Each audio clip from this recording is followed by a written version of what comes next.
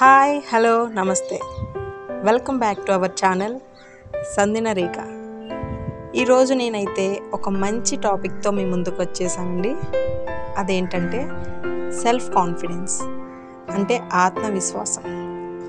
ఒక మంచి పని చేసేటప్పుడు మన మీద మనకి కాన్ఫిడెన్స్ లేకపోతే మనపై ఇంకెవరికి ఉంటుంది? ఉండదు కదా.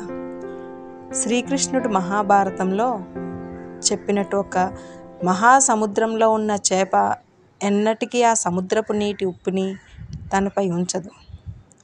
అలాగే బురదలో పుట్టి పెరిగిన కమలం ఆ వాసనని తీసుకోదు. అలాంటప్పుడు మనం ఎందుకు మన పాస్ట్ లైఫ్ని, ప్రజెంట్ లైఫ్ని లేదా ఫ్యూచర్ని తలుచుకొని బాధపడ్డం ఎందుకు? ఈ రోజుల్లో ఆడవారు ప్రెసిడెంట్ ఆఫ్ ఇండియాగా ద్రౌపది ముర్ము గారిలా, స్పేస్లో వెళ్ళిన మన ఇండియన్ ఆస్ట్రోనాట్ సునీత విలియమ్స్లా కావచ్చు.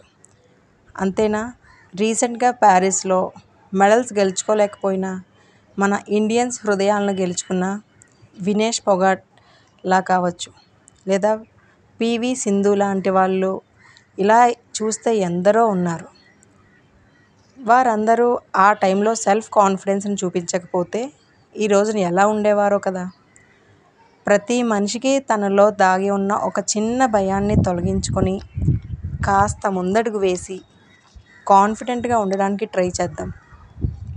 ఎంతోమందికి, అలాగే నాకు ట్రూ ఇన్స్పిరేషన్ అయిన ఏపీజే అబ్దుల్ కలాం గారు ఒక మంచి మాట చెప్పారు.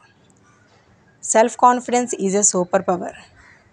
Once you start to believe in your self, magic starts happening. అంటే ఆత్మవిశ్వాసం అనేది మహామంత్రం. ఒకసారి నిన్ను నువ్వు నమ్మితే అద్భుతాలు కూడా సంభవించగలవు. నచ్చితే లైక్ చేయండి, షేర్ చేయండి, సబ్స్క్రైబ్ చేయండి.